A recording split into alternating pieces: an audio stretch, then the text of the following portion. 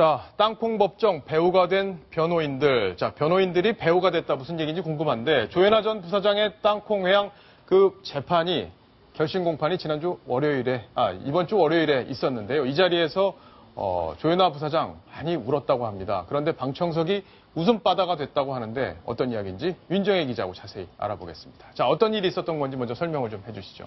네, 요즘 여기 손정혜 변호사님도 잘 아시겠지만 이 재판에 들어가면요, 변호인들이 굉장히 다양한 방법을 써서 이제 변호를 하곤 합니다. 뭐 PPT 프레젠테이션은 물론이고 뭐 영상을 틀기도 하고요. 다양한 방법으로 어떻게 변호를 할 건지 좀 더 효과적으로 전달을 하는 그런 많은 수단들을 사용을 하는데요. 이 조현아 전 부사장의 변호인단도 마찬가지였습니다. 어떤 것을 했냐면 변호사들이 직접 박창진 사무장과 조현아 전 부사장의 육성을 그대로 재현을 해서 녹음을 한 겁니다. 근데 이 녹음 파일이 그대로 재판정에서 재생이 됐다고 하는데요. 그 당시에 이걸 변호인들이 연기를 하는 걸 듣고 나서 방청석에서는 웃음이 아주 빵 터졌다고 하네요.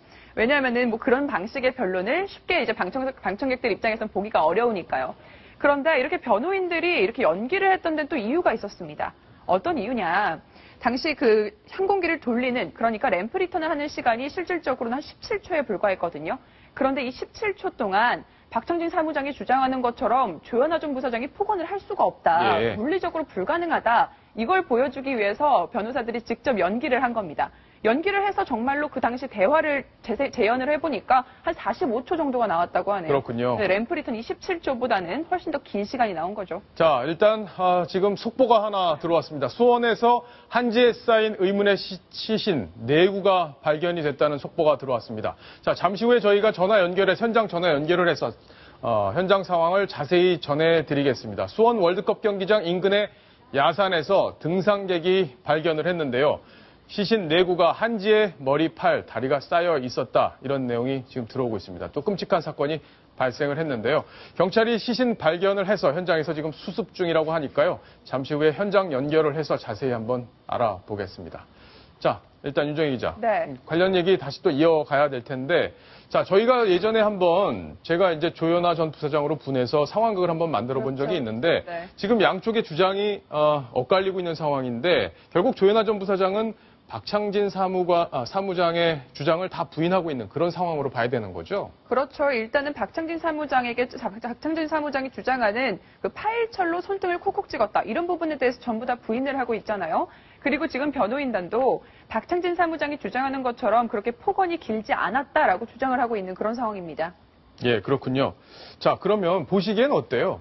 자, 이거 손정혜 변호사께 좀 여쭤봐야 될 텐데, 자, 양쪽의 주장이 지금 다른 상황인데, 지금 증언들은 굉장히 많이 나오고 있어요. 증언들은 대부분 이제 박창진 사무장 쪽에 유리한 증언들이 나오고 있는 상황인데, 이렇게 갈릴 때 법정에서 어떻게 판단을 합니까? 지금 핵심적인 부분이 뭐가 다르고 있냐면, 비행기가 움직이고 있었는지 여부에 대해서 조현아 부사장은 몰랐다라고 증언하는 부분이 엇갈리고 있습니다. 이거는 뭐냐면, 항공기 그 항로 변경죄가 인정되는지 여부에 따라서 완전히 양형이 달라질 수 있기 때문에 이 부분을 강력하게 부인하고 있는 건데요. 예. 이제 재반 사정들을 보면 첫 번째 박창진 사무장이 허위 주장할 가능성에 대해서 이제 재판부에서 심리를 할 겁니다.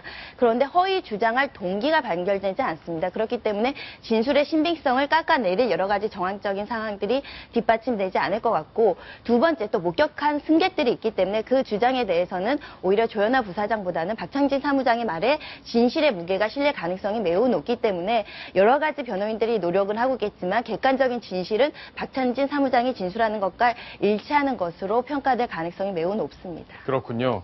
자, 이동희 차장. 네. 지금 재판이 좀 빨리 진행되고 있는 느낌이 좀 있어요. 지금 12일 날 선고가 이제 내려지잖아요. 좀 빠르다. 이거 왜 그런 거냐 이런 논란들이 좀 있는데 어떻게 볼 수 있을까요?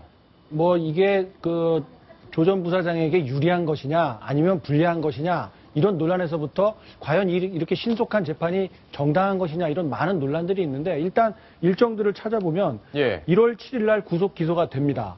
그리고 1차 공판은 19일, 2차 공판 30일, 그리고 엊그제죠.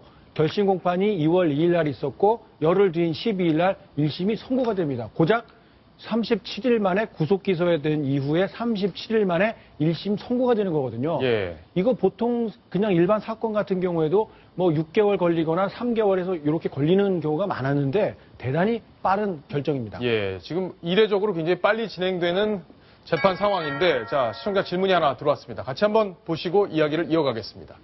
구속 전에는 천천히 진행된 수사가 구속 후부터 일사천리로 진행되는 느낌입니다. 혹시 빨리 판결을 내려서 집행유예로 풀어주기 위함은 아닌지 의구심이 듭니다. 시청자 의견이 들어왔는데 이거 손정혜 변호사께서 답을 좀 주셔야겠습니다. 신속한 재판이 집행유예로 풀어주기 위한 의구심은 좀 속단하긴 이르실 것 같고요. 예. 이 집중심리제라고 해서 강력범죄나 중요한 사건 같은 경우 이렇게 신속하게 재판을 하실 수도 있습니다.